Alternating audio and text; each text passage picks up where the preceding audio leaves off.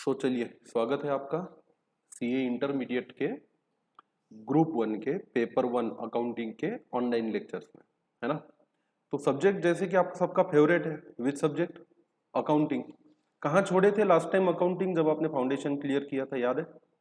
बताइए फाउंडेशन में अकाउंटिंग में क्या क्या सीखे थे हम लोग। हमने सीखा था हमारी अभी तक की कॉमर्स की जर्नी में किस तरह से हम फाइनल अकाउंट बनाते हैं। किसका? ट्रेडिंग कंसर्न का, जिसमें हमने बनाया था ट्रेडिंग अकाउंट, हमने बनाया था प्रॉफिट एंड लॉस अकाउंट और हमने बनाई थी क्या? Balance sheet. हमें ट्रायल बैलेंस दिया हुआ था, उस पे से हमें पता था ट्रेडिंग अकाउंट कैसे बनाना है, प्रॉफिट एंड लॉस अकाउंट कैसे बनाना है और बैलेंस शीट कैसे बनाना है, राइट। पार्टनरशिप के केस में भी हम ये चीजें पढ़े हमारी फाउंडेशन की स्टडी में, और अगर उससे पहले आपका कॉमर्स रहा होगा तो वहां पे भी हमने बनाया ट्रेडिंग अकाउंट, हमने बनाया प्रॉफिट एंड लॉस अकाउंट और हमने बनाया बैलेंस शीट, राइट। हमें क्या दिया हुआ था? ट्रायल बैलेंस दिया हुआ था, और ट्रायल बैलेंस है मतलब डबल एंट्री अकाउंटिंग हुई है। और उसके बाद हमें ट्रेडिंग अकाउंट बनाने बोले, पीएनएल या बैलेंस शीट हम कर सकते हैं। सीए फाउंडेशन में हमने कंपनी अकाउंट्स में पर्टिकुलरली इशू ऑफ शेयर से रिलेटेड, री इशू ऑफ शेयर से रिलेटेड, फॉरफीचर ऑफ शेयर से रिलेटेड जर्नल एंट्रीज देखी थी, और एक छोटा सा एक्सट्रैक्ट देखा था कि इन सब चीजों को बैलेंस शीट में कैसे शो किया जाता है या डिस्क्लोज किया जाता है। अब ऐसा है ना कि आपका जो प्रोप्राइटरशिप कंसर्न का फाइनल अकाउंट था या आपका पार्टनरशिप का फाइनल अकाउंट था, इसका कोई ऐसा पक्का फॉर्मेट नहीं था। सिंपल एक ट्रेडिंग अकाउंट और पीएनएल हुआ करता था जिसमें दो साइड्स होती थी, डेबिट और क्रेडिट। ऑल एक्सपेंसेस हम क्या करते थे? ट्रायल बैलेंस से उठा के डेबिट करते थे। ऑल इनकम्स को हम क्या करते थे? क्रेडिट करते थे। एसेट है तो बैलेंस शीट में कहाँ दिखाते थे? एसेट साइड में। और लायबिलिटीज है तो कहाँ दिखाते थे? लायबिलिटी साइड में। और हमारा इनकम स्टेटमेंट हो मतलब प्रॉफिट एंड लॉस अकाउंट या हमारा बैलेंस शीट हो, ये टी शेप हुआ करता था। टी शेप मतलब उसकी दो साइड्स होती थी, है ना। प्रॉफिट एंड लॉस अकाउंट में particularly debit side and credit side, और बैलेंस शीट में हमारा asset side and liability side. तो बदलता कुछ नहीं है, चाहे आप अकाउंटिंग कीजिए प्रोप्राइटरशिप कंसर्न के लिए, चाहे आप अकाउंटिंग कीजिए पार्टनरशिप के लिए, या आप अकाउंटिंग कीजिए कंपनीज के लिए, nothing will change. Rule will be the same to prepare the books of account. Debit what comes in, credit what goes out. Debit the receiver, credit the giver. Debit all expenses, credit all incomes। तो three golden rule will be there as it is without any doubt. उसके बाद क्या होगा? Journal entry पास होगी, journal से होगा ledger posting, laser को balance किया जाएगा, बनेगा क्या? Trial balance. और ट्रायल बैलेंस का यूज करके बनेगा trading account, profit and loss account and balance sheet. अब ये बनेगा कैसे? कंपनी के केस में इसका फॉर्मेट थोड़ा सा अलग है, बाकी प्रोसेस वही है। जर्नल होगी, लेजर होगा, और उससे क्या प्रिपेयर होगा? Trial balance. एक काम करते हैं, कंपनी के केस में फाइनल अकाउंट का फॉर्मेट क्या है, कैसे बनाना चाहिए उसका प्रॉफिट एंड लॉस अकाउंट, जिसको आप अभी तक बोलते थे अब उसे हम इनकम स्टेटमेंट बोलेंगे, और उसकी बैलेंस शीट। एक छोटे से बेसिक एग्जांपल के साथ स्टार्ट करते हैं, जहां आपको दिया हुआ है trial balance for the company. So आपको आईसीएआई के स्टडी मटेरियल पे आना है, जो न्यूली इशू हुआ है, जो रिलेवेंट है for the November 2021 exams onward. तो आपका जो अटेम्प्ट रहेगा वो आएगा नवंबर 2021 में, और उसी के लिए हम ये पढ़ेंगे, ये कोर्स को पूरा करेंगे। तो सीधा आ जाइए पेज नंबर 4.34 पर, जहां आपको इलुस्ट्रेशन 5 दिया हुआ है। मिला सबको? निकाल लिया? अब देखो मैं पढ़ता हूं इसको। ये भूल जाओ कि आप किसी कंपनी के लिए फाइनल अकाउंट बना रहे हो। ट्रायल बैलेंस जैसा ट्रायल बैलेंस है, और एडजस्टमेंट जैसी एडजस्टमेंट है, जो अभी तक आप बचपन से करते आ रहे हो। हम इसको लेकर एक बिल्कुल जैसी हमें पीएनएल, जिस तरीके का पीएनएल, जिस तरीके का बैलेंस शीट हमें बनाना आता है, बिल्कुल वैसा ही बनाएंगे। फिर उसको सजाना कैसे है, उसको संवारना कैसे है फॉर्मेट में, ये सीखेंगे। बेसिक्स वही रहेंगे, अकाउंटिंग के बेसिक कभी बदलते नहीं है, चाहे फॉर्मेट कितने भी बदल जाए। तो आइए अपने बेसिक्स पे वर्क करते हैं और रिवाइज करते हैं कि हमें क्या क्या याद है। The following is the trial balance of omega limited on 31 मार्च से यहाँ पे दिया है X2, हम इसको पढ़ेंगे 2022। क्या क्या है देखिए, डेबिट में है लैंड एट कॉस्ट दिया हुआ है 220, और फिगर सीन क्या है 1000, तो it will be 2,20,000। Plant and machinery भी है हमारे पास 7,70,000 की। ट्रेड रिसीवेबल्स मतलब हमारे डेटर्स, ये है हमारे पास 96,000 के। इन्वेंट्री 31 मार्च 2020 का ही दिया है, मतलब ये जो स्टॉक है ये क्लोजिंग स्टॉक है। ये कौन सा स्टॉक है? Closing stock. अगर ये 1421 का दिया रहता तो ये क्या कहलाता? Opening stock. वैसे देखा जाए तो क्लोजिंग स्टॉक जो है वो ट्रायल बैलेंस में आता नहीं है। It was always a part of what? Adjustment. और हम उसकी एक डबल एंट्री करते थे। क्लोजिंग स्टॉक को डेबिट करते थे जो दिखता था हमारे बैलेंस शीट में, और ट्रेडिंग अकाउंट को करते थे क्रेडिट जो हमारे कॉस्ट ऑफ गुड्स सोल्ड में से माइनस होता था। बराबर है ना? ओके। तो यहां पर अगर क्लोजिंग स्टॉक 31 मार्च 12 का दिया हुआ है, इसका मतलब है कि डबल एंट्री हो चुकी है। कॉस्ट ऑफ गुड्स सोल्ड को डेबिट किया जा चुका है, सॉरी, स्टॉक को डेबिट किया जा चुका है, क्लोजिंग स्टॉक को डेबिट किया जा चुका है, जिसको हम ट्रीट करेंगे एसेट, और सीओजीएस को क्रेडिट किया जा चुका है, मतलब ट्रेडिंग अकाउंट को क्रेडिट हो चुका है। बैंक का बैलेंस है जो हमारे लिए एसेट है। एडजस्टेड परचेस है। What is the meaning of adjusted purchase? Purchase में से परचेस रिटर्न माइनस किए तो वो बन गए क्या?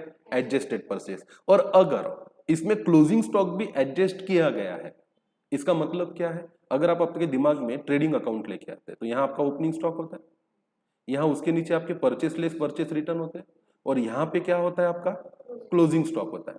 अब what is the meaning of adjusted purchase? अगर क्लोजिंग स्टॉक की एंट्री पास हो चुकी है, अगर क्लोजिंग स्टॉक की एंट्री पास हो चुकी है तो इन्होंने किया opening stock plus purchase minus closing stock. तो यहाँ पे स्टार लगाइए आप। एडजस्टेड परचेसेस का मतलब होगा कि क्लोजिंग स्टॉक की एंट्री हो चुकी है। Adjusted purchases are comprises of opening stock plus purchases minus closing stock. Factory के एक्सपेंसेस डायरेक्ट एक्सपेंस है हमारे।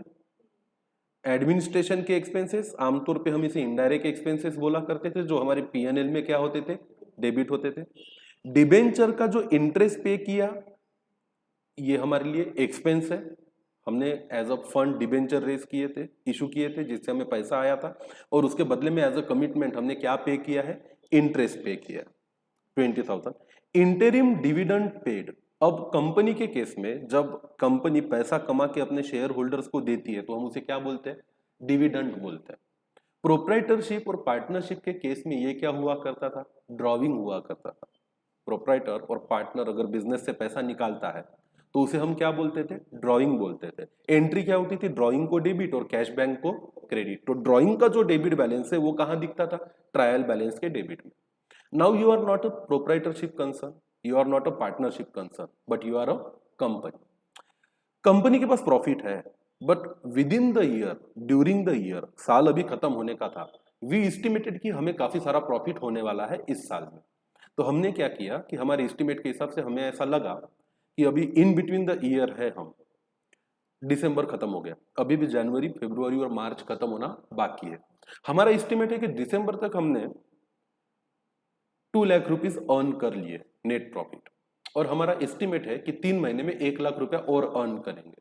तो ड्यूरिंग द ईयर हमारा जो प्रॉफिट बनेगा वो 3 लाख रुपीस बनेगा। तो क्यों ना अभी अर्न किए गए पैसे में से कुछ पैसे पहले ही विड्रॉ कर लेते हैं। अभी फाइनल नहीं हुआ है, पर फिर भी शेयर होल्डर्स लोगों ने जीत की कि यार कुछ तो पैसा मिलना चाहिए हमें, अगर कंपनी क्या कमा रही है? प्रॉफिट। तो डायरेक्टर्स ने बोला कि चलो थोड़ा सा डिविडेंड दे देते हैं। तो डायरेक्टर्स ने बोला कि हम इंटरिम डिविडेंड आपको देंगे, मतलब फाइनेंशियल ईयर खत्म होने से पहले। पैसा दे दिया 18,000। क्या एंट्री पास की? इंटरिम डिविडेंड अकाउंट को डेबिट किया और कैश बैंक को क्रेडिट किया। किसको डेबिट किया? इंटरिम डिविडेंड अकाउंट को डेबिट किया और कैश बैंक को क्रेडिट किया। तो ये क्या है? ये एक्सपेंस नहीं है एज सच। डिविडेंड हमने पे किया तो हमने एक्सपेंस नहीं किया। देखो, प्रोप्राइटरशिप के केस में अगर वो ड्राइंग करता था ओनर, तो क्या हम उसे पीएनएल में डेबिट करते थे? क्या नहीं, उससे उसका क्या घटता था? कैपिटल घटता था, है ना? तो वैसे ही ये जो डिविडेंड कंपनी पे कर रही है, it will not go to the profit and loss account of a company, but it will reduce their capital या सरप्लस। क्या रिड्यूस करेगा वो? कैपिटल या सरप्लस। जनरली कैपिटल रिड्यूस नहीं होता है, क्या रिड्यूस होगा? सरप्लस रिड्यूस होगा।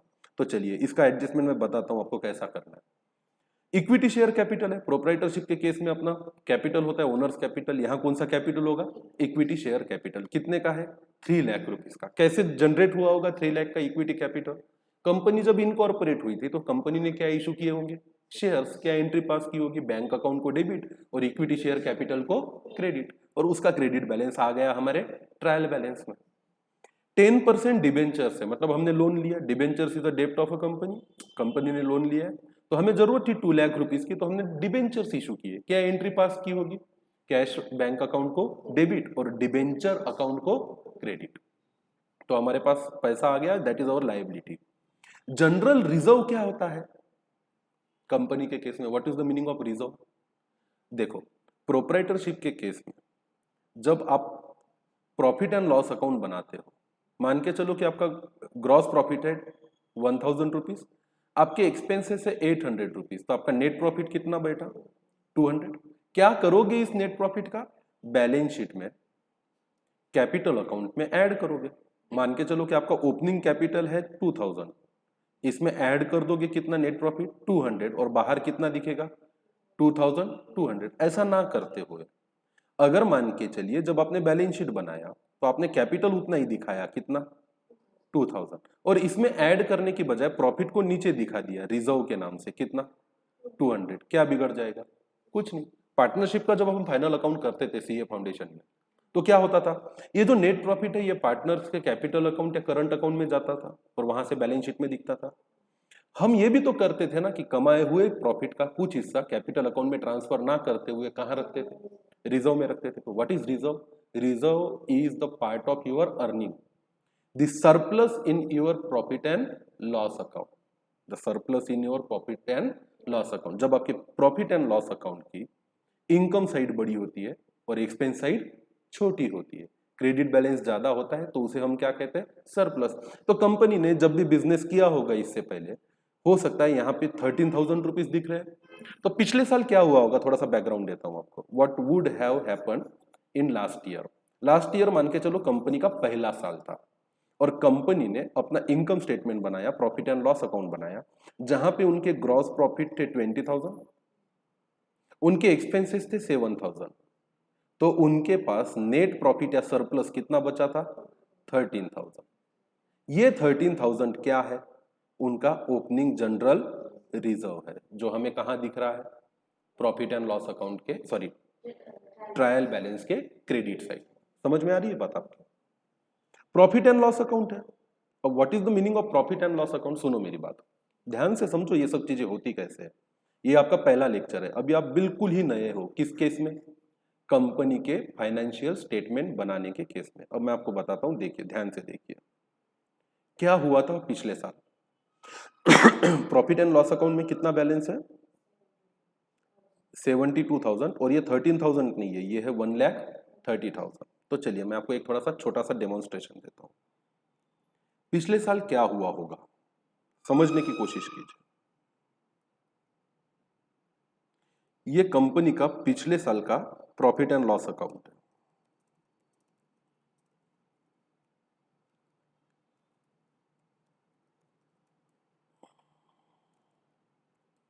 ये उसका क्रेडिट साइड और ये इसकी debit side.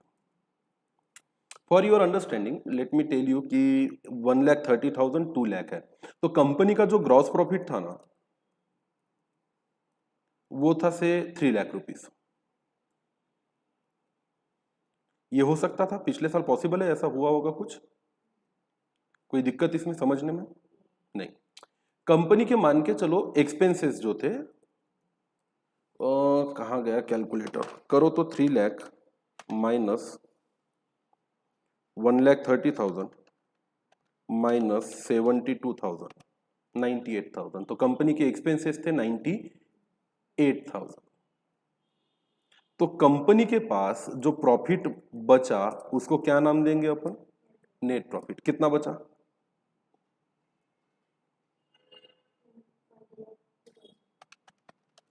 2,02,000। Is that okay? Right ना? अब मुझे बताइए, अगर कंपनी ने इस नेट प्रॉफिट को ट्रांसफर नहीं किया, कहां ट्रांसफर नहीं किया? कैपिटल अकाउंट, तो ये नेट प्रॉफिट कहां दिखेगा? पीएनएल में ही दिखेगा। तो मान के चलो कंपनी जब अपनी पिछले साल बैलेंस शीट बनाई होगी तो कुछ यू दिख रही होगी उसकी बैलेंस शीट, लायबिलिटीज, और यहां दिख रहे होंगे आपको क्या? एसेट। एसेट में आपके पास लैंड होगा, बिल्डिंग होगा, कैश होगा, बैंक होगा, सब कुछ है। यहां पे आपका कैपिटल भी है लायबिलिटी में। अब आइडियली आपको क्या करना चाहिए, अगर मान के चलो आपका ओपनिंग कैपिटल कितना दिया है यहाँ पे 3 लाख रुपीज है ना, आपका कैपिटल था मान के चलो 3 लाख रुपीज आपने इशू किया था, तो ये जो आपका 2,02,000 का नेट प्रॉफिट है, आपने अभी तक यही पढ़ा है कि इस 2,02,000 के नेट प्रॉफिट को कहाँ ऐड कर दो, कहाँ ऐड कर दो, कैपिटल में। तो आप 2,02,000 रुपये यहाँ पे ऐड करते हैं और फिर आप अपने बैलेंस शीट को टैली करते। आप ये बोलते कि भाई हमारी लायबिलिटी साइड की टोटल है 5,02,000 और हमारे एसेट साइड की टोटल है 5,02,000, ये सब सही है। अब मुझे बताइए, आप थोड़ा सा इसमें ट्विस्ट कर रहे हो। आपने क्या किया, इस नेट प्रॉफिट 2,02,000 रुपए में से एक जर्नल एंट्री पास की, जिसको आपने बोला पीएनएल को डेबिट और जनरल रिजर्व को क्रेडिट। कितना, 1,30,000। तो यहां पे थोड़ा सा आपके बैलेंस शीट का स्वरूप बदल जाएगा। बैलेंस शीट में ये नेट प्रॉफिट यहां दिखने की बजाय थोड़ा सा एक अलग नाम से दिखेगा, जिसका नाम क्या रहेगा, जनरल रिजर्व। अब ये जनरल रिजर्व में आपने कितना बैलेंस ट्रांसफर कर दिया, 1,30,000। अब 2,02,000 में से 1,30,000 ट्रांसफर हुआ तो पीएनएल में बचा कितना, 72,000। तो आपने यहां पे 72,000 ही दिखाया।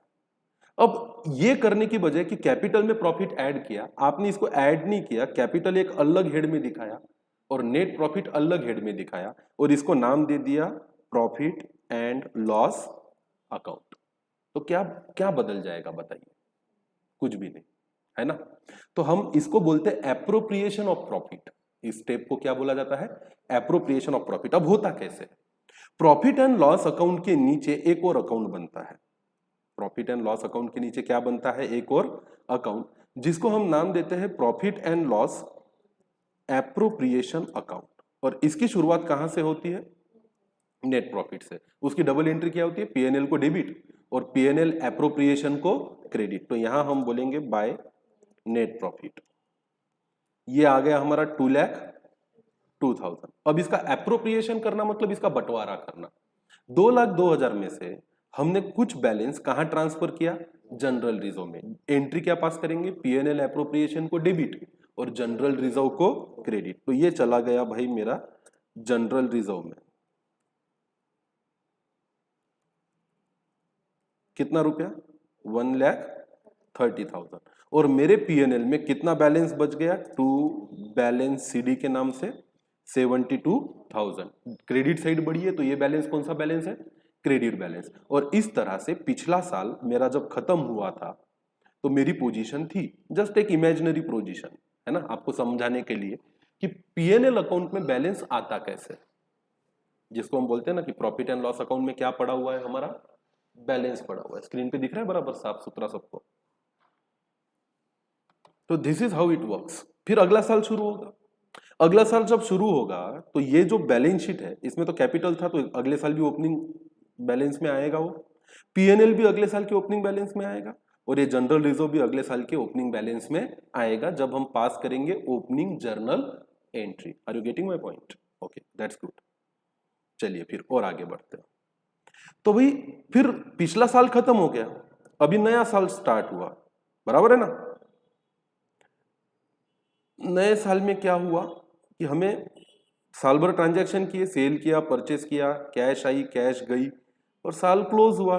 अकाउंट बनाए हमने सारे, लेजर पोस्टिंग करी, लेजर को क्या किया, बैलेंस किया। और आपके सामने अब क्या है, एक ट्रायल बैलेंस है जिसके बेसिस पे आपको करंट ईयर का क्या प्रिपेयर करना है, फाइनल अकाउंट क्रिएट करना है। आइए फिर देखते हैं इसमें से क्या रहेगा। ट्रायल बैलेंस में 4 ही चीजें होती है, ले देके एक होते हैं, उसमें से कुछ चीजें होगी इनकम, कुछ चीजें होंगी एक्सपेंस, कुछ चीजें होंगी एसेट और कुछ चीजें होगी लायबिलिटी। क्या हो सकता है ट्रायल बैलेंस में, और कुछ नहीं हो सकता, 4 ही चीजें होगी, इनकम, एक्सपेंडिचर, एसेट या लायबिलिटी। लैंड एट कॉस्ट क्या है आपका, एसेट है।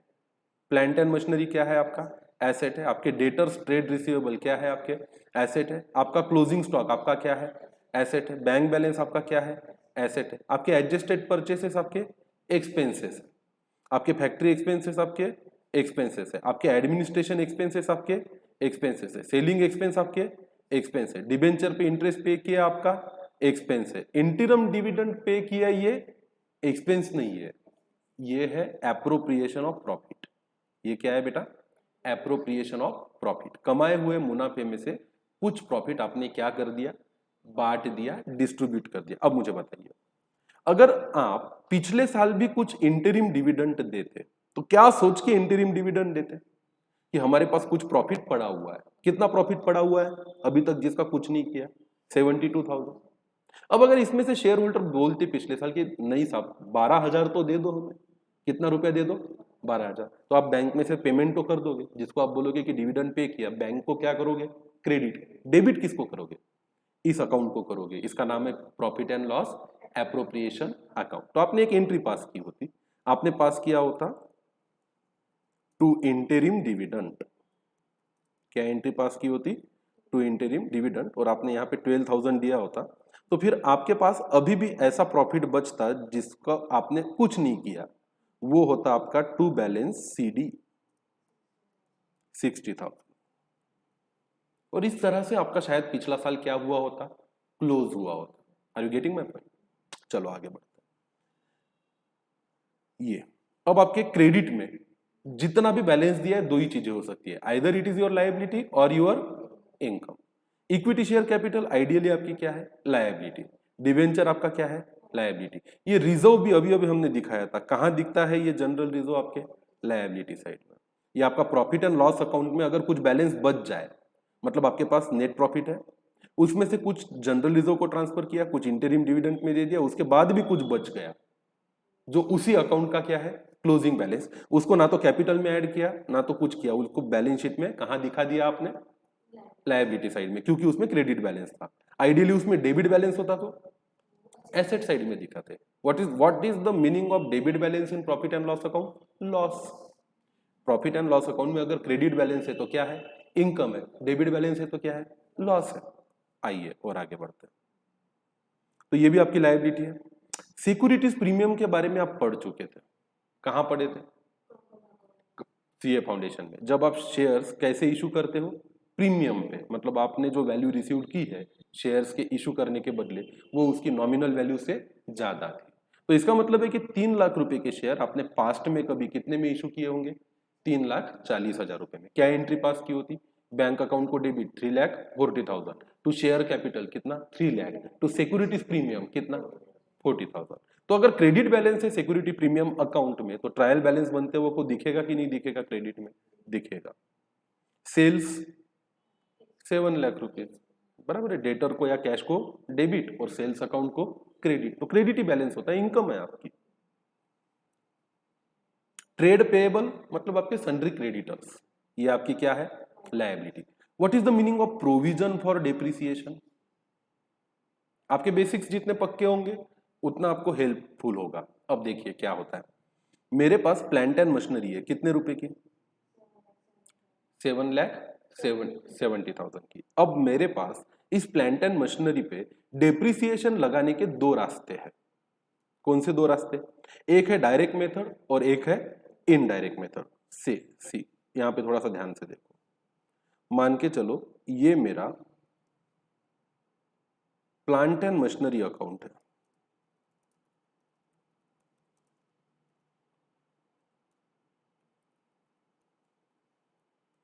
इधर रहेंगे पर्टिकुलर्स डेबिट, इधर रहेंगे पर्टिकुलर्स क्रेडिट। बैलेंस शीट में डेबिट क्रेडिट नहीं होता है, रुपीज रुपीज कर देते हैं, ठीक है। चलो,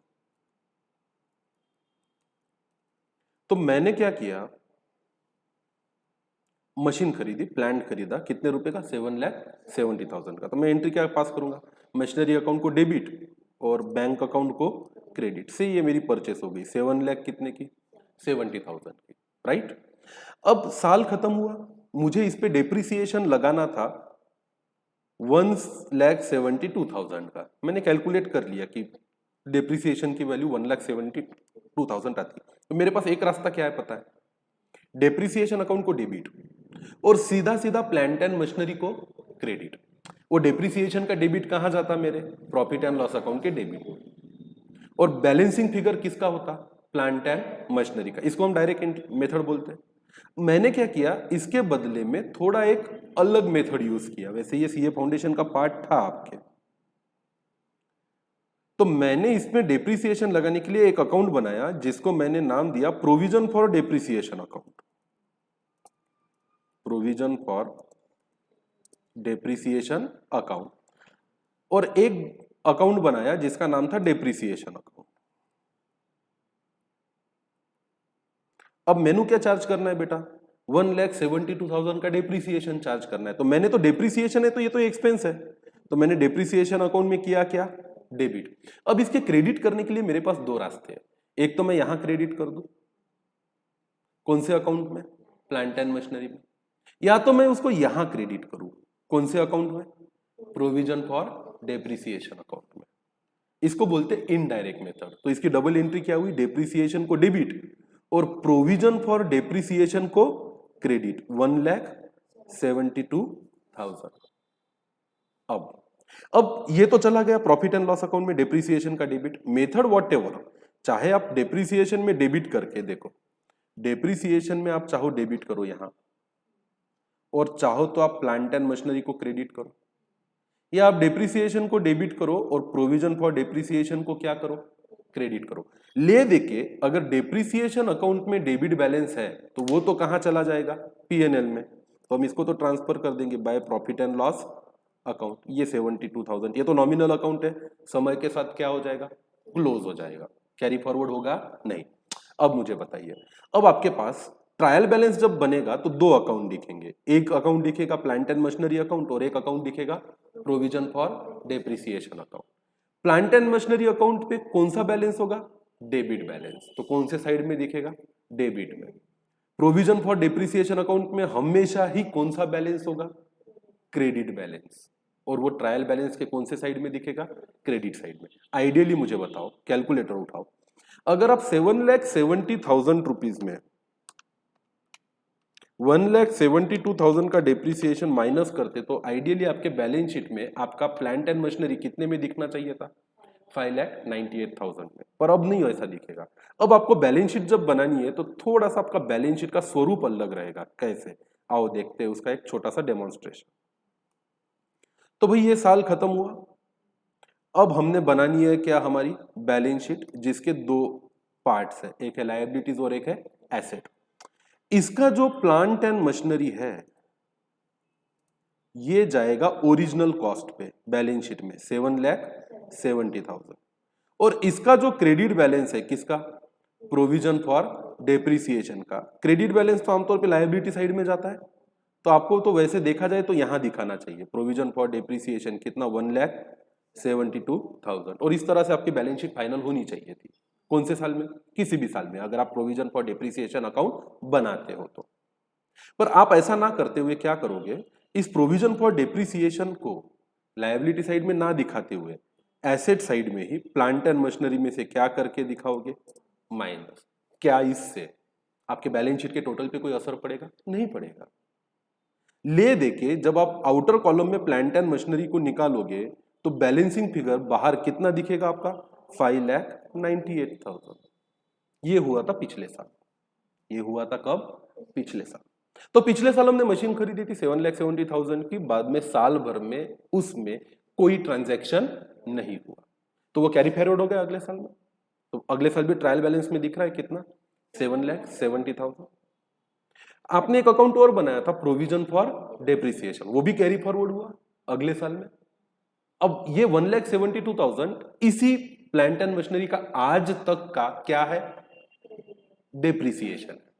जो प्लांट एंड मशीनरी अकाउंट में क्रेडिट ना होते हुए कौन से अकाउंट में क्रेडिट हुआ, प्रोविजन फॉर डेप्रिसिएशन अकाउंट में क्रेडिट हुआ। अब नया साल आया, अब नया साल जब शुरू हुआ तो हमें यह दिख रहा है कि मेरे पास दो अकाउंट है जिसमें टू बैलेंस बीडी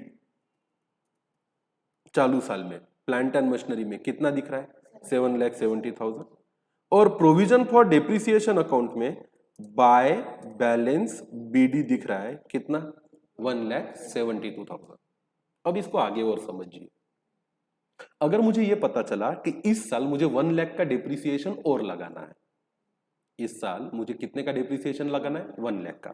फिर मैं एंट्री क्या पास करता 1 लाख के डिप्रिसिएशन को लगाने के लिए, इस साल बनाता मैं एक डिप्रिसिएशन अकाउंट। सही है गलत है? इसमें करता डेबिट कितना, 1 lakh. Credit plant and machinery account में नहीं करता, क्योंकि मैं मेथड कौन सी यूज कर रहा हूं, इनडायरेक्ट मेथड। तो कहां क्रेडिट करता है इसको, प्रोविजन फॉर डेप्रिसिएशन अकाउंट में क्रेडिट करता, कितना, 1 लाख। और ये साल जब खत्म होता तो मेरा ट्रायल बैलेंस और बनेगा, फिर मेरे ट्रायल बैलेंस में प्लांट एंड मशीनरी का डेबिट बैलेंस कितना दिखेगा, 7,70,000, और प्रोविजन फॉर डेप्रिसिएशन का क्रेडिट बैलेंस कितना दिखेगा, 2,72,000, और ये चलते रहेगा।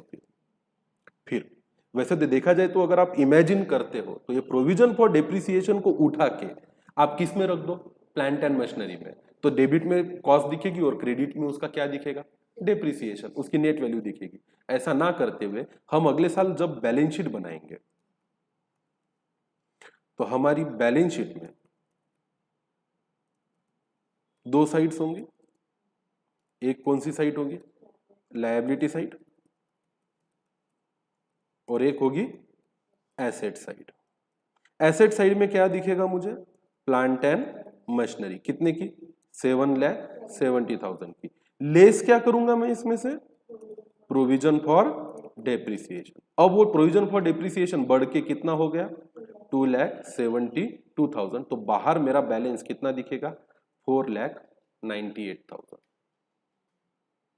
सही है गलत है, सही है, समझ में आ रही बात आपको, चलिए ठीक।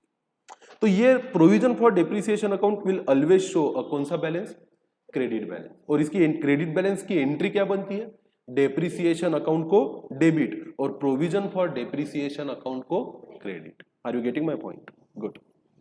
एक सस्पेंस अकाउंट भी है, फाउंडेशन में भी पढ़े थे कि जब आपके ट्रायल बैलेंस में क्या आता है, एरर आता है, तो उसको आपको जब नहीं पता होता कि क्या करना चाहिए तो आप उसके लिए क्या बना लेते हो, सस्पेंस अकाउंट। या ये भी हो सकता है ना कि कहीं से आपके पास 4,000 कैश आ गई तो आपने कैश को डेबिट किया, आपको नहीं पता कि इसका क्रेडिट कहां डालूं, क्योंकि ये पैसे किसने दिए, कहां से आए, ये कुछ आपको पता नहीं है। तो आपने एंट्री पास करके रख दी, कैश बैंक को डेबिट और सस्पेंस अकाउंट को क्रेडिट। मान के चलो ये 4,000 राम ने दिए थे, जो हमारा डेटर है, तो अब तो कैश को डेबिट और सस्पेंस को क्या करके रख दिया, क्रेडिट। बाद में पता चला कि अरे ये 4,000 कोई सस्पेंस नहीं है, ये पक्का पता चल गया कि ये पैसा किसने दिया था, राम ने दिया था। तो आप एंट्री क्या पास करोगे फिर इसको रेक्टिफाई करने के लिए, सस्पेंस अकाउंट को डेबिट और राम अकाउंट को क्रेडिट। तो ये सस्पेंस दूर हो जाएगा।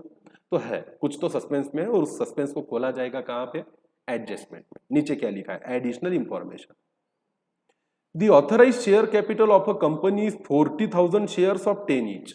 कंपनी ने देखो इक्विटी शेयर कैपिटल इशू कितना का किया है, 3 लाख का। कंपनी चाहे तो 40,000 शेयर्स ऑफ 10 ईच मतलब 4 लाख का कैपिटल क्या कर सकती है, इशू कर सकती है। इसका मतलब है कि ऑथराइज कैपिटल कितना है कंपनी का, 4 लाख। इशू कितना किया अभी तक, 3 लाख। आगे चाहे तो कितने नॉमिनल वैल्यू के शेयर और इशू कर सकते हैं, 1 लाख के, पर हमने किए नहीं। फिर इस इंफॉर्मेशन का क्या मतलब है, इस इंफॉर्मेशन को इसलिए दिया गया है यहाँ पे क्योंकि कंपनीज अकाउंट, कंपनी के फाइनल अकाउंट को बनाते वक्त आपको शेड्यूल 3 को फॉलो करना है, कंपनीज लॉ को फॉलो करना है। और वो कंपनी लॉ का एक फॉर्मेट ये बोलता है कि बैलेंस शीट बनाते वक्त, उसके नोट्स बनाते वक्त, उसमें डिटेल्स दिखाते वक्त आप कितने शेयर कैपिटल को इशू किए हो ये तो दिखाइए, साथ में आपका ऑथराइज शेयर कैपिटल कितना है ये भी आपको दिखाना चाहिए। इसलिए वो इंफॉर्मेशन दी है। तो इस इंफॉर्मेशन का सीए इंटरमीडिएट में क्या काम है, ये दिखाना पड़ेगा कि हमारा ऑथराइज कैपिटल कितना है। फिलहाल इसके बारे में मत सोचिए, क्योंकि आज हम फॉर्मेट नहीं पढ़ने वाले, आज हम सिर्फ वार्म अप कर रहे हैं कि क्या हम फाइनल अकाउंट बना सकते या नहीं बना सकते। The company on the advice of a independent valuer wish to revalue land at ₹3,60,000। आज लैंड की वैल्यू कितनी है, 2,20,000। मैं इंडिपेंडेंट वैल्यूअर के विश पे इस लैंड की क्या बढ़ाना चाहता हूं, वैल्यू। 2,20,000 को 3,60,000 करना है तो इसकी वैल्यू कितने से इंक्रीज करनी पड़ेगी, 1,40,000 से। तो मैं अगर आपसे पूछूं कि डबल एंट्री क्या होगी तो क्या बताओगे मुझे, लैंड को डेबिट और रीवैल्यूएशन रिजर्व नाम के अकाउंट को क्रेडिट। अब मुझे बताइए, लैंड को डेबिट हो गया तो आपकी एसेट की वैल्यू बढ़ गई। तो आप बोलोगे मेरा तो प्रॉफिट बढ़ा है, मेरा तो क्या बढ़ा है, प्रॉफिट बढ़ा है। कितने से बढ़ा, 1,40,000 से। तो क्यों ना मैं प्रॉफिट एंड लॉस अकाउंट को क्या कर दूं, क्रेडिट। अब इसमें थोड़ा सा दिक्कत है, जैसे जैसे ये कोर्स आगे बढ़ेगा सीए इंटरमीडिएट का, आपको दो कॉन्सेप्ट और समझनी होगी। एक होता है रियलाइज प्रॉफिट और एक होता है अनरियलाइज प्रॉफिट। साथ में साथ आपको यह भी समझना पड़ेगा, एक होता है रेवेन्यू प्रॉफिट और एक होता है कैपिटल प्रॉफिट।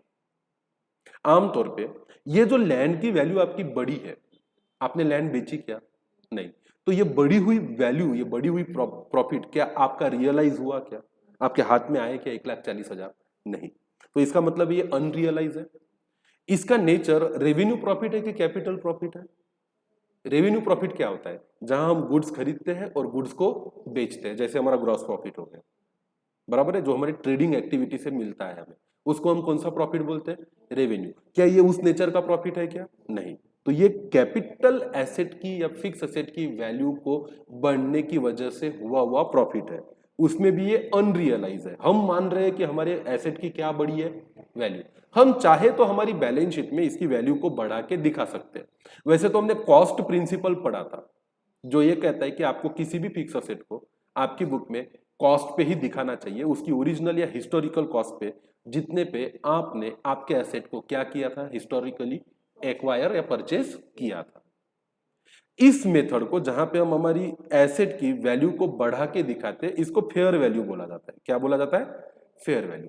वैसे ये प्रॉफिट आपका तब तक का प्रॉफिट नहीं हो सकता, तब तक ये आपका प्रॉफिट नहीं है जब तक आप सच में इस लैंड को कितने में बेच नहीं देते, 3,60,000 में। अगर बेच देते तो एंट्री क्या पास करते, bank account debit 3,60,000 to land 2,20,000 to profit on sale of land कितना, 1,40,000। अब तो बेच के हाथ में आ गए, तो ये कौन सा प्रॉफिट है, रियलाइज प्रॉफिट। अब आप चाहो तो इसको अपने पीएनएल में क्या कर सकते हो, ट्रांसफर कर सकते हो, पर आपने बेची क्या, नहीं।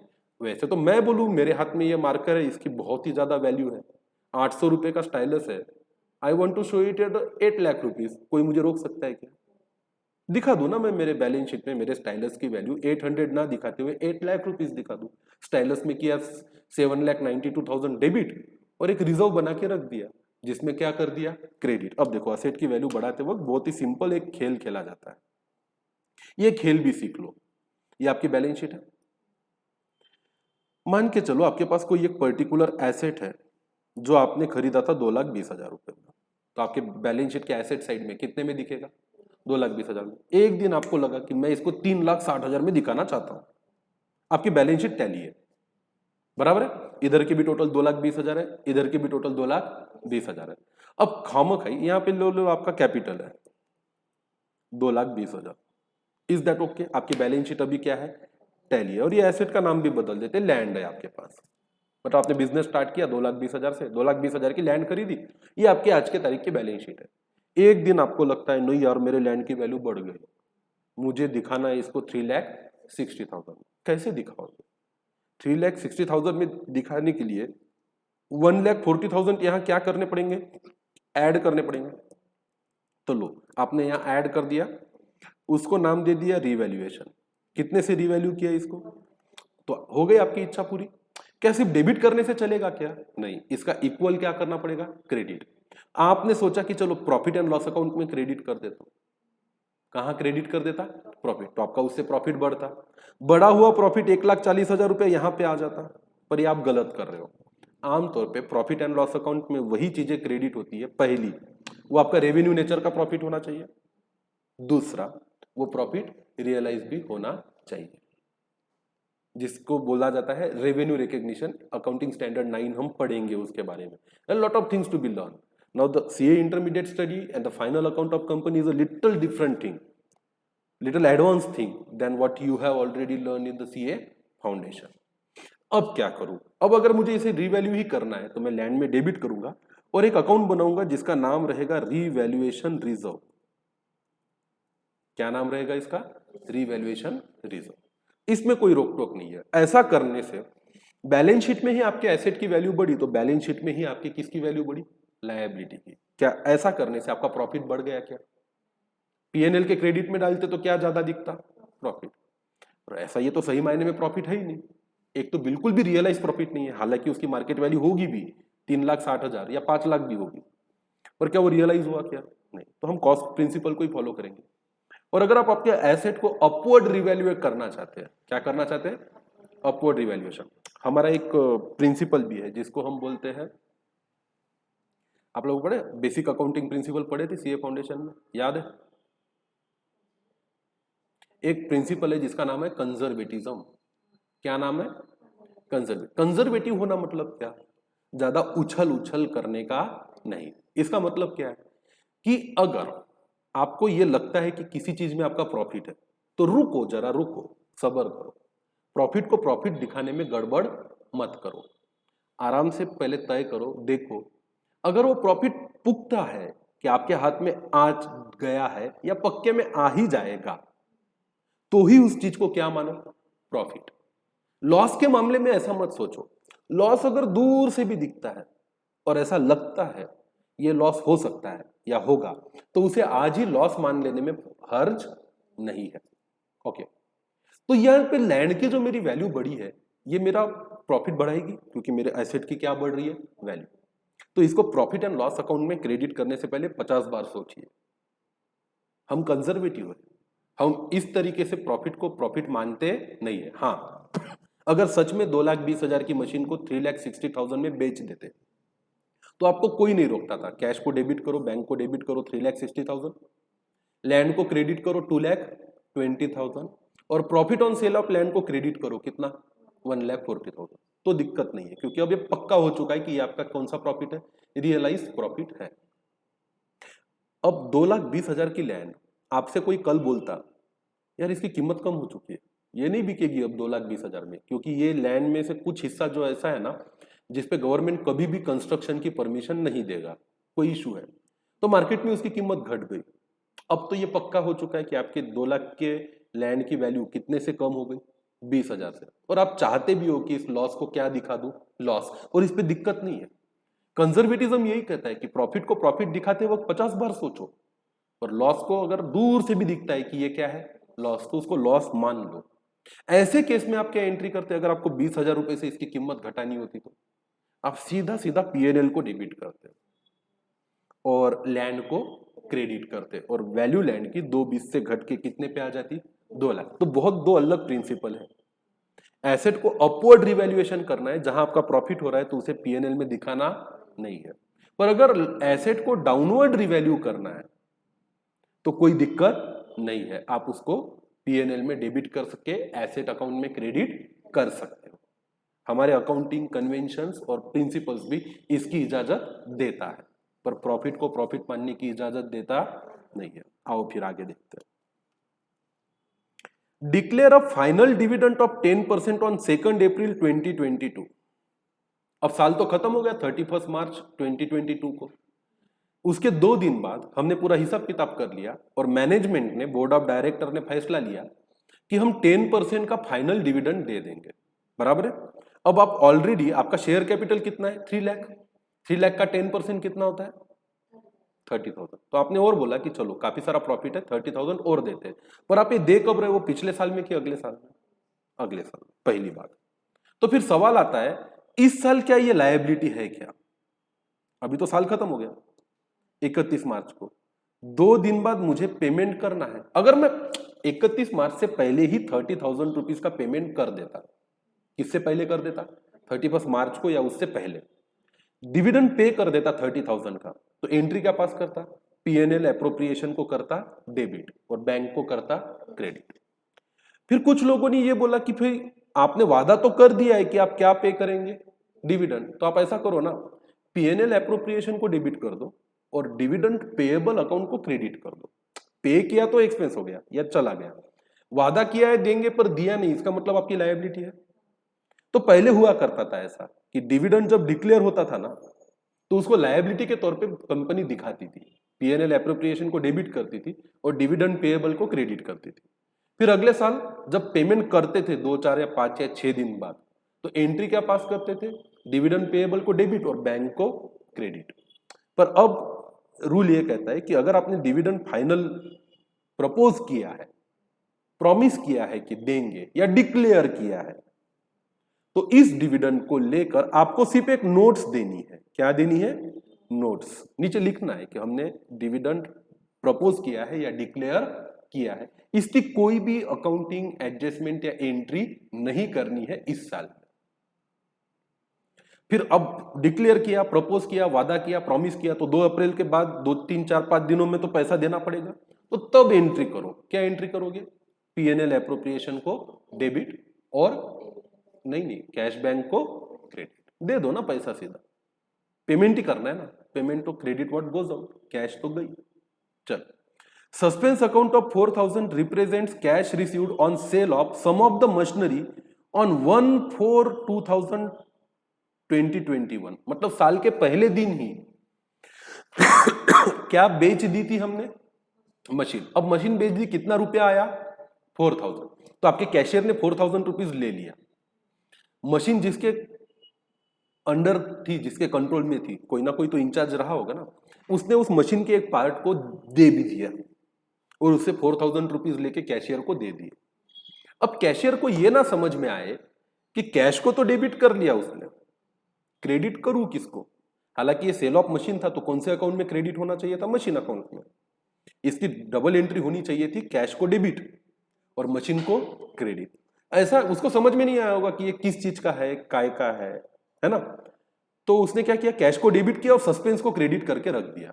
ऐसा ही करते हैं ना रियल लाइफ में, जब आपको समझ में नहीं आता कि एक इफेक्ट इसका पता है, दूसरा कहां दूं, तो आप कहां डालोगे? सस्पेंस। मान के चलो आप एक कंपनी में चार्टर्ड अकाउंटेंट हो, आपको एक बार आपके COO का फोन आता है, चीफ ऑपरेटिंग ऑफिसर का। वो बोलता है आपके पास एक बंदा आएगा सुरेश नाम का, उसको 20,000 रुपए दे दीजिए। फिर आपने पूछा सर किस चीज, वो बस अब बाद में बता दो, उसको 20,000 रुपए दे दिए, उसने फोन काट दिया। अब वो आ गया आपके पास, कौन आ गया? सुरेश आ गया। बोले साहब का फोन आया था, तो आपने बोला हाँ आया था। साहब ने 20,000 रुपए देने बोले कि हाँ दे दिए, तो आपने तो दे दिए 20,000, पर आपको पता ही नहीं कि किस चीज के लिए दिए। आपने कैश को तो क्रेडिट कर दिया, डेबिट किसको करोगे जब नहीं पता? तो सस्पेंस अकाउंट को डेबिट करो, नरेशन में लिख दो being 20,000 paid on a oral instruction of COO। हो गया। अब जब फाइनल अकाउंट बनेगा तो दिखेगा सस्पेंस अकाउंट। या उससे पहले आप कभी साहब से पूछ लीजिए, अरे सर वो 2 दिन हो गए, आपने बोला था 20,000 देने, किस चीज के थे वो? तो फिर CEO बोलेंगे अरे वो फर्नीचर रिपेयर का काम किया था क्वार्टर्स में, रेसिडेंशियल क्वार्टर में, तो उसका खर्चा है। अच्छा ऐसा है क्या? फिर आपको पता चला कि रिपेयर एंड मेंटेनेंस का क्या है? एक्सपेंस है। फिर आप उसकी रेक्टिफिकेशन एंट्री पास कर लेते, रिपेयर एंड मेंटेनेंस को डेबिट करते और सस्पेंस अकाउंट को क्रेडिट करते। तो यहां पे भी वही हुआ। यहां देखो सस्पेंस अकाउंट में कितना बैलेंस है? 4,000 का। और यहां लिखा है कि सस्पेंस अकाउंट साल के पहले ही दिन क्या सेल कर दी थी हमने? मशीन सेल कर दी थी, है ना। उसके लिए बनाया गया ये बैलेंस है। द कॉस्ट ऑफ मशीनरी कितनी थी? 10,000। अब हम कौन सी मेथड यूज करते हैं डेप्रिसिएशन लगाने की? डायरेक्ट की इनडायरेक्ट?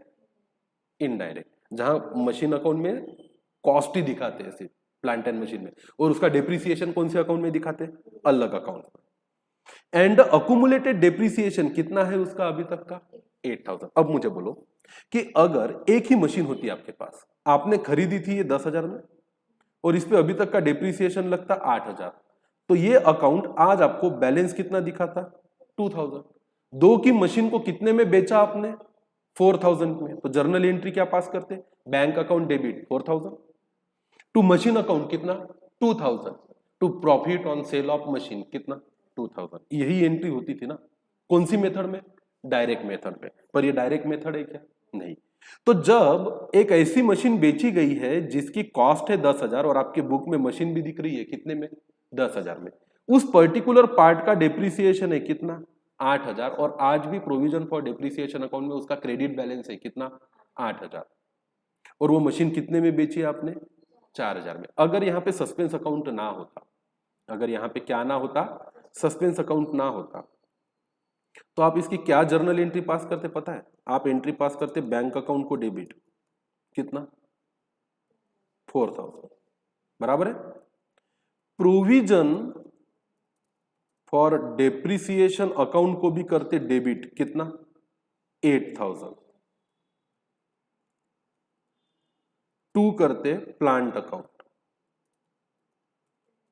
10,000 और 2 करते profit on sale of plant account, कितना 2000। ये एंट्री होती है भाई, अगर आप कौन सी मेथड यूज कर रहे हो, इनडायरेक्ट मेथड। जब कोई मशीन बिक जाती है तो उस मशीन को क्रेडिट करो, उस असेट को क्या करो, क्रेडिट करो उसकी कॉस्ट पे।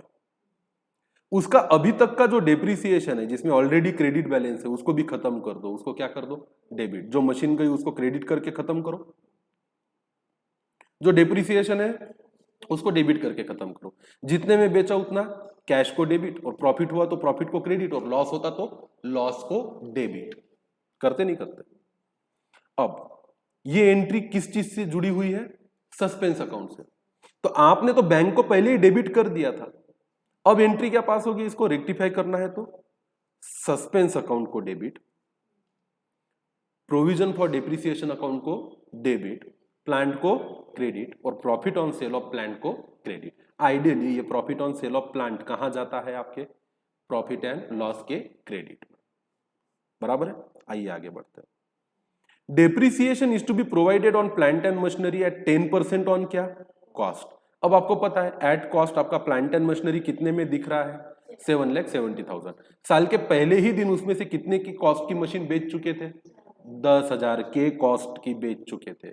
तो आज 7,60,000 के कॉस्ट का, 7,60,000 के कॉस्ट का क्या बचा है आपके पास, मशीन बचा है, जिसपे 10% कितना होता है, 76,000 होता है। इसका क्या पास करेंगे हम,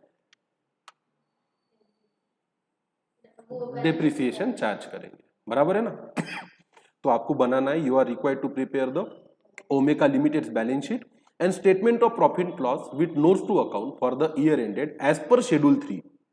ये कैसा बनाना है आपको, एज पर शेड्यूल 3। बट आज के लेक्चर में हम नहीं पढ़ रहे क्या शेड्यूल 3, हम बनाएंगे कैसा, जैसा अभी तक किसी भी प्रोप्राइटर या पार्टनरशिप कंसर्न के लिए हमने क्या बनाया था, फाइनल अकाउंट बनाया था। तो सबसे पहले हम पास करेंगे जिसको हम बोलेंगे एडजस्टमेंट जर्नल एंट्रीज। तो चलो बनाओ वर्किंग नोट जल्दी से, working note number 1।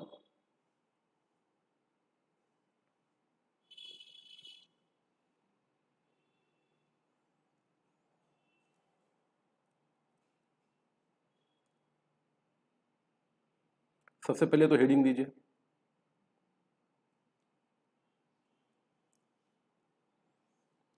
Illustration number 5 ICAI का स्टडी मटेरियल 4.34। इसका सॉल्व करेंगे हम क्या, सॉल्यूशन। और सबसे पहले आप लिखोगे नोट नंबर या working note number 1।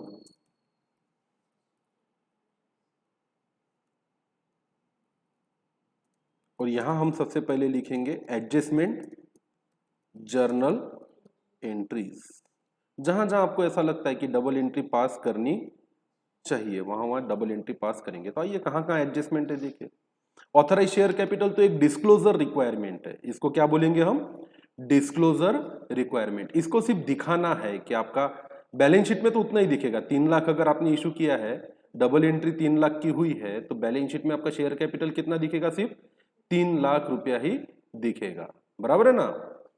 Company on advice of independent valuer wish to revalue the land at कितना, 3,60,000। तो आइए फिर इसकी जर्नल एंट्री मुझे बताइए।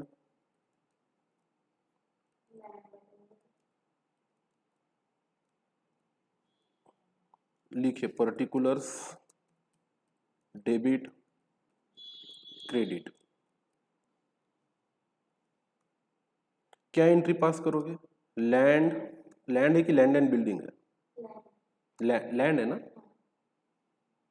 लैंड अकाउंट को डेबिट कितना, ए मेरी माता 1,40,000। 360 पे दिखानी है ना लैंड, कितने रुपए की दिख रही है already,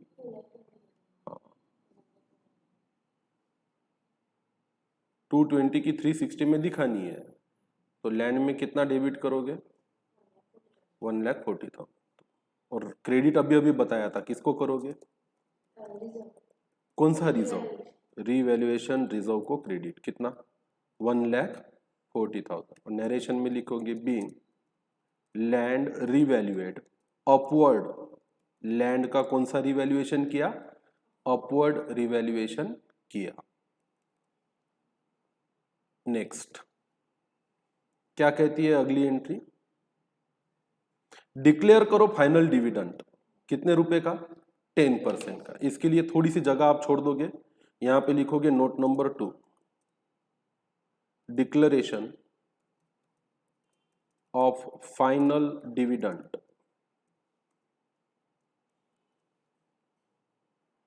there is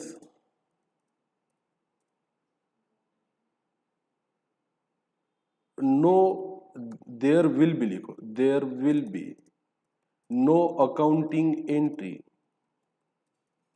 for declaration of final dividend.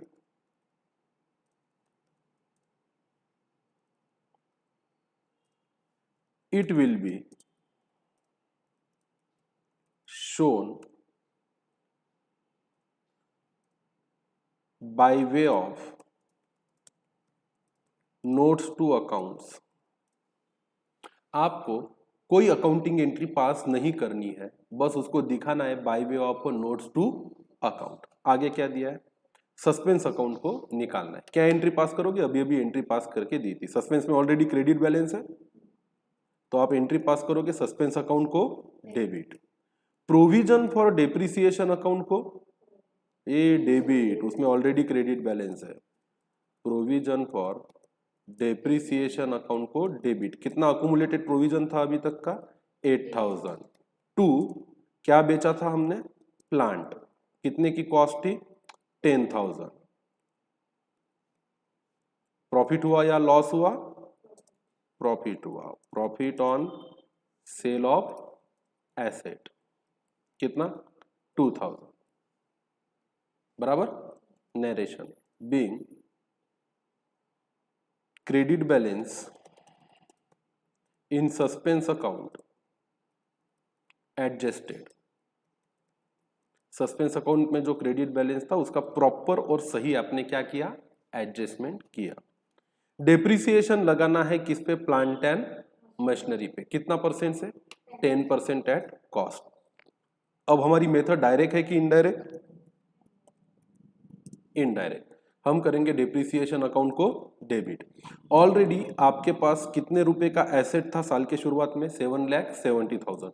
उसमें से पहले ही दिन कितने का बेच चुके थे, 10,000 का, तो बचा कितना, 7,60,000। इसका 10% कितना होता है, 76,000। डेप्रिसिएशन को करेंगे डेबिट, और क्रेडिट किसको, प्लांट अकाउंट को कि प्रोविजन फॉर डेप्रिसिएशन अकाउंट को, ना रे बाबा, इनडायरेक्ट मेथड है ना, प्रोविजन फॉर डेप्रिसिएशन अकाउंट को करेंगे क्रेडिट, कितना, 76,000 बीइंग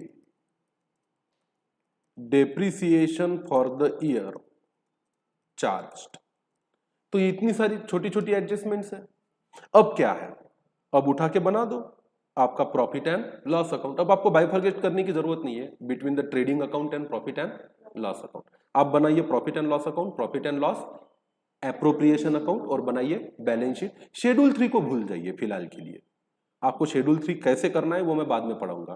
पहले तो वार्म अप करते कि हम फाइनल अकाउंट बना सकते हैं या नहीं। तो आइए बनाते हैं प्रॉफिट, पूरा ही नाम दे दीजिए ना उसको, trading profit and loss account.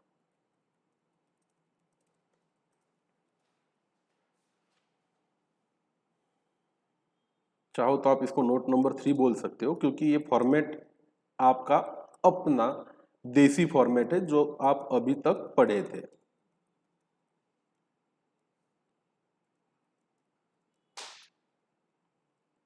और साथ ही साथ फॉर्मेट बना लीजिए बैलेंस शीट का।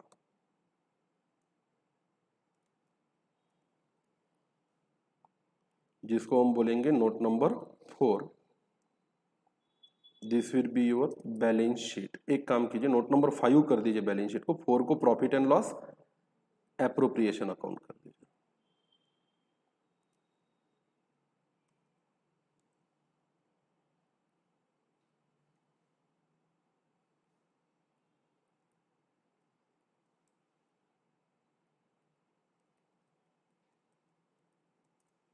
ऑल राइट, तो ये है हमारे पास चीजें। हमें बनाना है हमारा trading profit and loss account, हमें बनाना है हमारा profit and loss appropriation account, और हम बनाएंगे उसके बाद हमारी बैलेंस शीट, जिसमें होगी हमारे पास लायबिलिटीज और होंगे हमारे पास हमारे assets. So be ready to go. Same है, अब तो बड़ा आसान लग रहा है सब कुछ। डबल एंट्री हम एडजस्टमेंट के पास कर चुके हैं, चाहो तो उसके अकाउंट बना सकते हो। तो आइए फटाफट। लैंड एट कॉस्ट कितने की है? 2,20,000 की है कि नहीं है? तो एक काम कीजिए, अमाउंट का ड्यूअल कॉलम डाल दीजिए, इनर और आउटर कॉलम।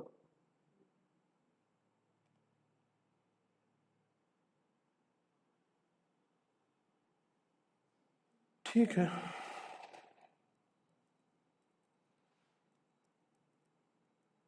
लैंड को अंदर का कॉलम में लिखिए, कितना? 2,20,000। प्लांट एंड मशीनरी में एडजस्टमेंट है, इसको भी अंदर के कॉलम में लिखिए, कितना? 7,70,000। जहां जहां एडजस्टमेंट है वहां पे 2 3 4 क्या छोड़िए? लाइन छोड़िए।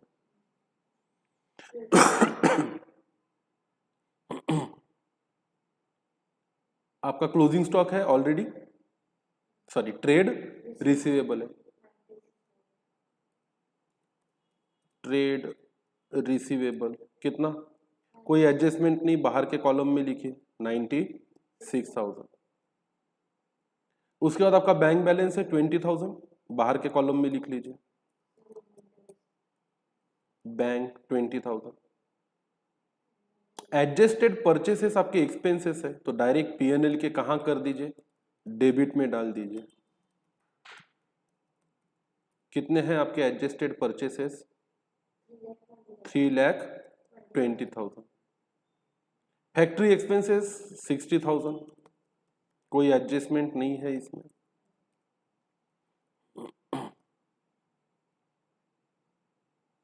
एडमिनिस्ट्रेशन एक्सपेंसेस 30,000, पीएनएल में जाना चाहिए।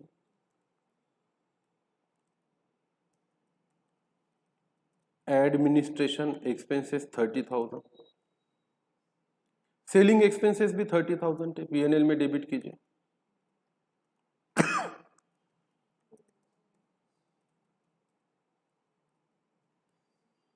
उसके बाद है आपका डिबेंचर का इंटरेस्ट 20,000 एक्सपेंस है, पीएनएल के डेबिट में डालिए। उसके बाद आपने इंटरिम डिविडेंड पे किया, ये आपको पीएनएल के एप्रोप्रिएशन में दिखाना चाहिए।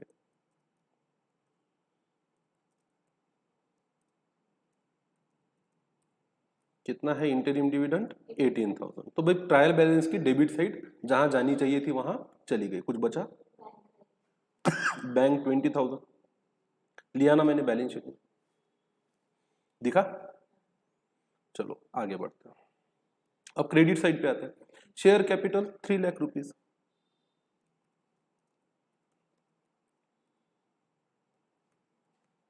बैलेंस शीट में दिखाइए।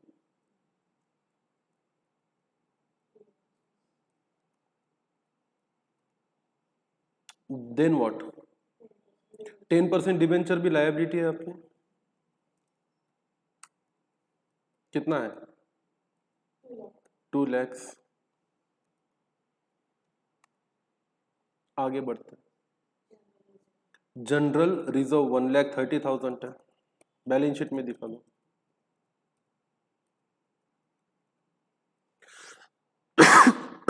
Profit and loss account, profit and loss account का ओपनिंग बैलेंस है, by balance BD.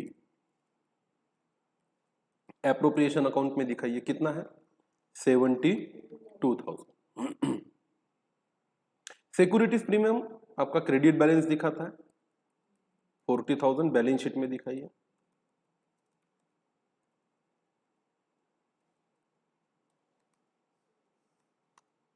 What next? Sales आपकी इनकम है 7 लाख रुपीस, ट्रेडिंग पीएनएल के क्रेडिट में जानी चाहिए। कितना है सेल्स? 7 लाख। उसके बाद ट्रेड पेएबल आपकी लायबिलिटी है 52,000,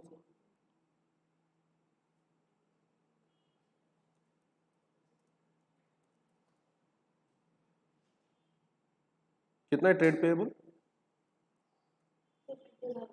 52,000। What next? Provision for depreciation है आपके पास ऑलरेडी, वैसे तो उसका अकाउंट बनेगा एक। तो प्लांट एंड मशीनरी में से प्रोविजन फॉर डेप्रिसिएशन माइनस करते, कितना बैलेंस था पहले से? 1 लाख, कैलकुलेटर उठाइए, 1,72,000 क्रेडिट बैलेंस था। उसमें डेबिट किया, जो मशीन बेच दी, कितना रुपया? 8,000 रुपया, बचा 1,64,000। और ऐड किया आपने चालू साल का, कितना? 76,000।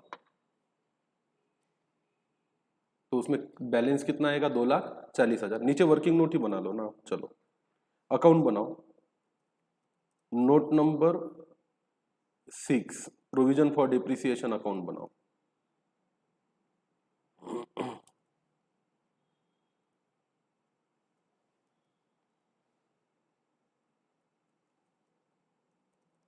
Provision for depreciation account. तो ये जो ट्रायल बैलेंस में प्रोविजन फॉर डेप्रिसिएशन है बाय बैलेंस बीडी, कितना है? 1,72,000। इसको कहीं मत डालो बैलेंस शीट में, इसको इस अकाउंट में ही रहने दो। कितना? 1,72,000। Is that okay? चल उसके बाद आपका सस्पेंस अकाउंट है, बनाने की जरूरत नहीं है, ऐसे ही खत्म हो जाएगा। आओ पहली एडजस्टमेंट करते हैं। ऑथराइज शेयर कैपिटल कहीं दिखाना नहीं है फाइनेंशियल स्टेटमेंट में, उसका कहीं टोटल में लेना नहीं है। आपका ऑथराइज शेयर कैपिटल 3 लाख है, यही है। जब शेड्यूल पढ़ेंगे तो कैसे दिखाना है देखेंगे उसको, ठीक है ना। Company on advice of independent valuer wish to revalue the land, कितना? 3,60,000। डबल एंट्री पास करो, लैंड में डेबिट और रिवैल्यूएशन रिजर्व में क्रेडिट। तो ऐड करो यहां पे रिवैल्यूएशन,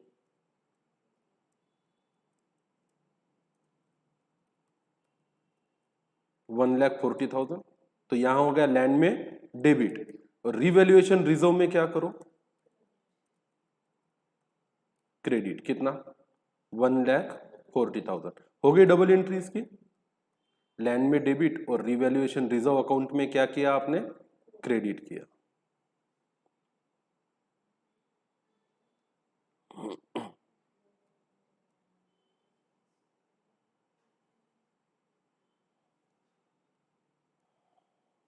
ठीक है, अगली एडजस्टमेंट पढ़िए क्या है।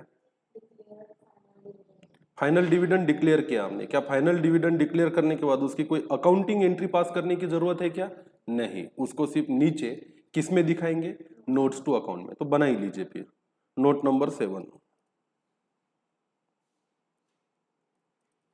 Company has declared the final dividend at 10%। ये कैलकुलेशन भी कर दो, that is 10% of ₹3 lakh, that is ₹30,000। बस ये नोट के माध्यम से आपको दिखाना है कि हमने बोल तो दिया है अगले साल दे देंगे, क्योंकि ईयर तो खत्म हो गया, अभी तक दिया नहीं है। और क्योंकि ये किसी बाहर वाले को नहीं देना है, इसलिए ये एक प्रकार से लायबिलिटी भी नहीं है, कोई थर्ड पार्टी को थोड़ी दे रहे। ओनर्स को ही प्रॉमिस किया ना कि देंगे, कोई बाहरी कमिटमेंट थोड़ी है जिसको बुक में दिखाना पड़ेगा। देना तो है ही, वो भी तो ऑब्लिगेशन है कंपनी का, एक बार बोल दिया तो देना पड़ेगा। तो चलो आगे बढ़ते हैं। अगला एडजस्टमेंट क्या है? सस्पेंस का एडजस्टमेंट। क्या एंट्री की थी? सस्पेंस को डेबिट, मतलब सस्पेंस का सस्पेंस खत्म हो गया। प्रोविजन फॉर डेप्रिसिएशन को किया था डेबिट, तो करिए ना, प्रोविजन फॉर डेप्रिसिएशन को क्या कीजिए? डेबिट कीजिए बाय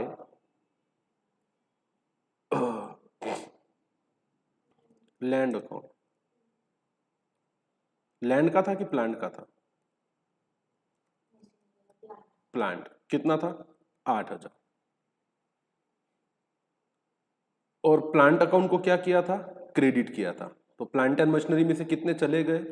770 में से 10 चले गए, तो कितना बचा? 760। तो कुछ अलग से दिखाने की जरूरत नहीं है, आप बैलेंस शीट में 770 को काट के कितना कर लीजिए? 760, क्योंकि उसमें कोई और एडजस्टमेंट आने वाली नहीं है। और प्रॉफिट हुआ आपको, प्रॉफिट कहाँ जाता है आपके? पीएनएल के क्रेडिट में। तो यहां लिख दीजिए ना, प्रॉफिट ऑन सेल ऑफ, क्या नाम था उसका? एसेट, 2000। ये चला गया आपके ट्रेडिंग प्रॉफिट एंड लॉस के क्रेडिट में। अगली एडजस्टमेंट क्या है, डेप्रिसिएशन लगाना इस साल का, कितना लगाना है, क्या वर्किंग करके रखा हमने 10%। 770 में से 10,000 गए, 760 का 10%। आइए उसकी भी एक नोट बना लीजिए, note number 8। Depreciation for year is equal to 7,70,000 minus 10,000 multiplied by कितना परसेंट, 10% इज इक्वल टू 76,000। कैसे होगी डेप्रिसिएशन की डबल एंट्री, डेप्रिसिएशन अकाउंट को डेबिट, मतलब ये अगर फाइनल अकाउंट बना रहे हो तो सीधा सीधा किसको डेबिट, पीएनएल को 76,000, और क्रेडिट किसको, मशीनरी अकाउंट को, कि प्रोविजन फॉर डेप्रिसिएशन अकाउंट को,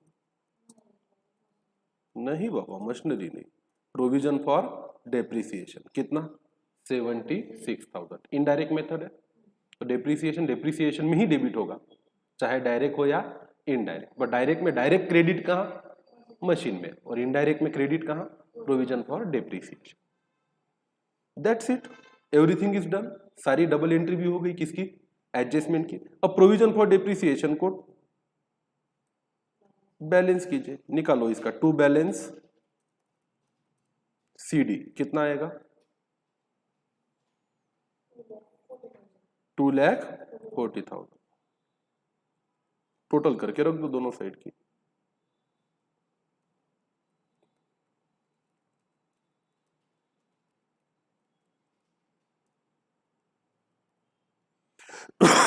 अच्छा, तो क्लोजिंग बैलेंस कितना है प्रोविजन फॉर डेप्रिसिएशन अकाउंट में 240।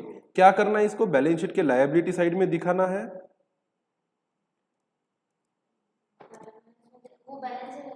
हाँ ये बैलेंस है ना, तो इसको कहां से माइनस करना है, आपको बैलेंस शीट में प्लांट एंड मशीनरी में से माइनस करके दिखाना है इसको।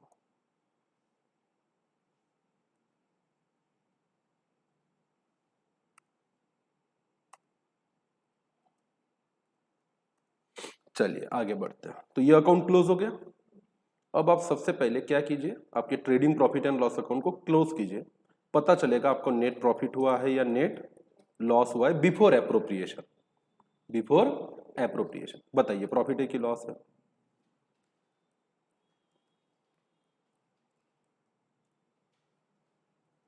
क्रेडिट साइड की टोटल 7,02,000, इसमें से माइनस कीजिए इतनी सम 1,66,000, तो दोनों साइड की टोटल 7,02,000। अब ये 1,66,000 आमतौर पे कहां जाता था, पीएनएल से सीधा कैपिटल में जाता था, यहां नहीं जाएगा। या पीएनएल से कहां जाएगा, पीएनएल एप्रोप्रिएशन, तो पीएनएल को डेबिट, और by net profit before appropriation PNL appropriation को क्रेडिट 166। तो पहले से ही प्रॉफिट एंड लॉस में बैलेंस कितना है 72,000, प्लस करोगे कितना 1,66,000 हो गया 238, माइनस करोगे 18,000 कितना 2,20,000।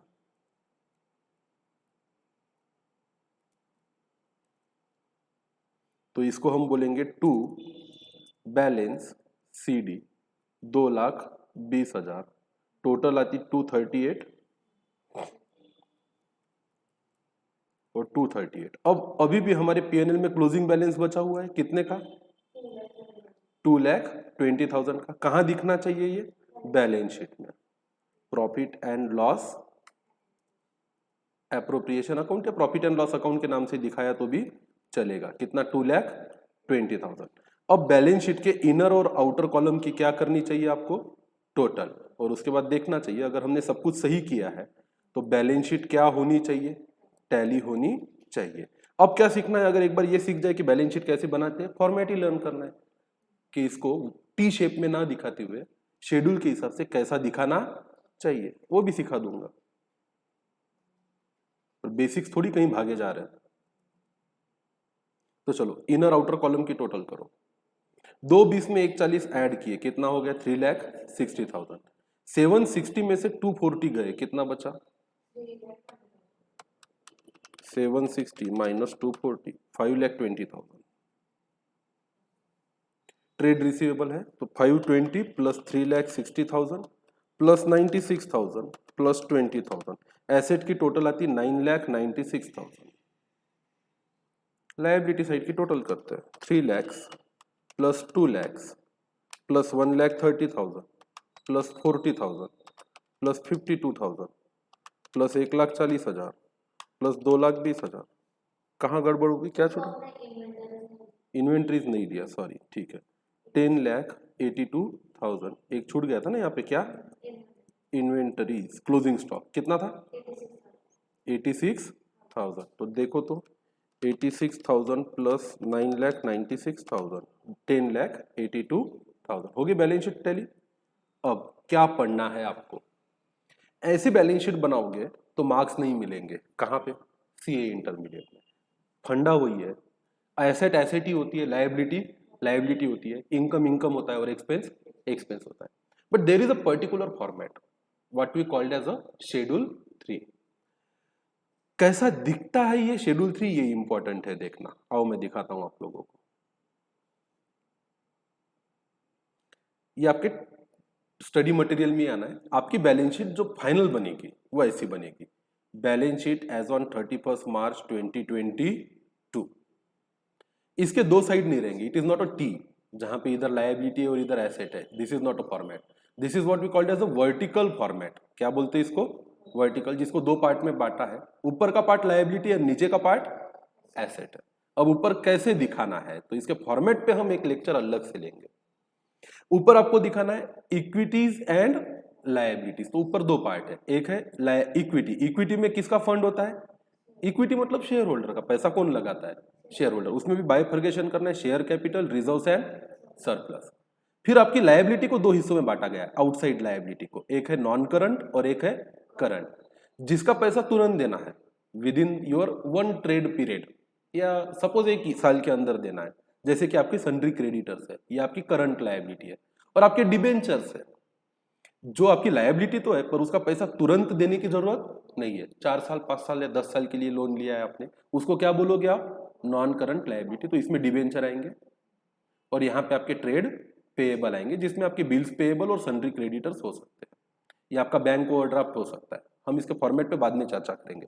Today's topic is not about taking the schedule 3, just I am telling you how it should be. इसका बहुत डिटेल में अभ्यास करना है, इट्स अ वास्ट टॉपिक।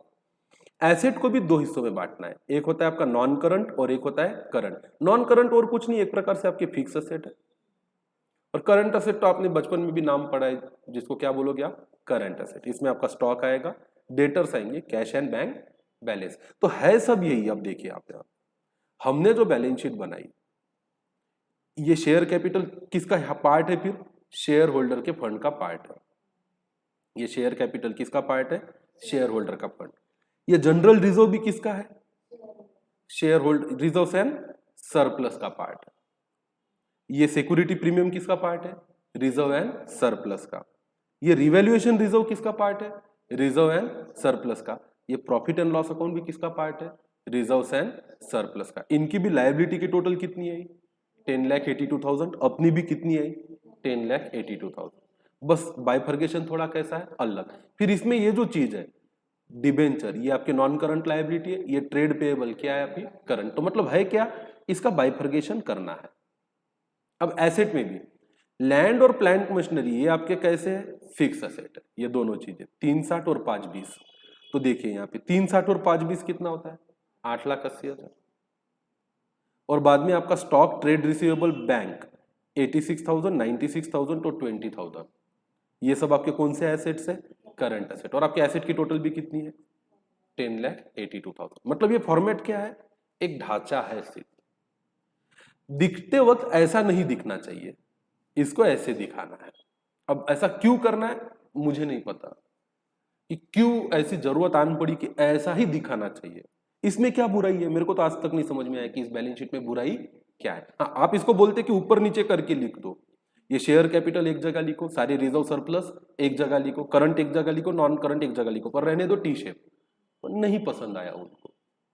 यहाँ पे एसेट एसेट को फिक्स एसेट ऊपर ऊपर एक जगह पे, करंट एसेट एक एक जगह पे नीचे नीचे दिखाओ तो कुछ बिगड़ता क्या? नहीं।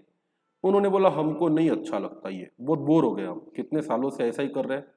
फिर अगर 11th में यही किया, 12th में यही किया, फाउंडेशन में यही किया, इंटर में भी आके यही करोगे तो आप भी बोलोगे कुछ मजा नहीं आ रहा है। तो लो भाई मजे लो, मजे लो। तो उसके लिए क्या पढ़ेंगे अपन अगले लेक्चर में? शेड्यूल 3। ये शेड्यूल कंपनीज एक्ट में दिया है, जिन्होंने फॉर्मेट फिक्स करके दिया है कि हमको ऐसा चाहिए बैलेंस शीट। हम बोले ठीक है ना, कौन सी बड़ी बात है। अब आप देखो हमारा नेट प्रॉफिट सब कितना आया, सब जाने के बाद नेट प्रॉफिट कितना बचा, आखिरी में बैलेंस शीट में कितना गया, 1,66,000। उनका भी ले दे के कितना गया, 1,66,000। अब इन्होंने ये भी बोला है कि हमको P&L ऐसा नहीं चाहिए, इधर इनकम और इधर क्या, एक्सपेंडिचर। इसके दो पार्ट कर दो, ऊपर कर दो इनकम, ऊपर क्या कर दो, इनकम, नीचे सारे एक्सपेंस लिखो, purchase, finance cost, depreciation, other expenses, फिर पूरे एक्सपेंस की टोटल करो। फिर इनकम में से एक्सपेंडिचर गए, कितने बचे वो यहाँ दिखाइए, और फिर आप बाकी के डिटेल्स दिखाइए कहाँ, नोट्स टू अकाउंट में। अगेन मैं आज आपको इतना बोलूंगा, देख देख के कॉपी कर लीजिए, जैसा मॉड्यूल में दिया है इसको देख देख के क्या कर लीजिए, कॉपी, और ये क्वेश्चन 1 नंबर कंप्लीट कीजिए। रहा इसका फॉर्मेट की अंडरस्टैंडिंग, वो हम कल के लेक्चर में लेंगे, पर उससे पहले अपन एक और क्वेश्चन लेंगे। कौन सा? Illustration number 6। तो पहले ऊपर का आप कॉपी करके लाएंगे, तो I am not going to discuss that format again here. मैं क्वेश्चन नंबर 6 लूंगा, फिर उसको फॉर्मेट में बनाएंगे, और उसके बाद हम डिस्कस करेंगे किसको, फॉर्मेट को, और फिर हम प्रैक्टिस हमारी चेंज करेंगे। हो सके तो हम टी शेप बनाएंगे ही नहीं, सीधा सीधा वर्टिकल ही ट्रेडिंग अकाउंट और वर्टिकल ही P&L बनाएंगे, और कोशिश करें, क्योंकि अभी तक हमें प्रैक्टिस नहीं है उसमें लिखने की, हमें ये सही लगता है क्या, डेबिट, क्रेडिट, एसेट और लायबिलिटी। वैसे एग्जाम में आप ऐसा बनाओ तो भी चलता, सिर्फ इसको फाइनल आंसर नहीं देने का, इसको नाम देने का क्या, फिर वर्किंग नोट। और फिर फॉर्मेट के लिए इसी का देख देख के नीचे फॉर्मेट बना लेने का, that is the best practice. Direct format में करने जाओगे तो it will consume a time and again create a confusion. यहां हाथ सही चलता है अपना, क्या डेबिट करना है और क्या क्रेडिट, डबल एंट्री भी हम जज कर लेते हैं, everything we do, but there it will create a difficulty. But as a new student आपको उसकी प्रैक्टिस करनी पड़ेगी, I will make you practice, don't worry.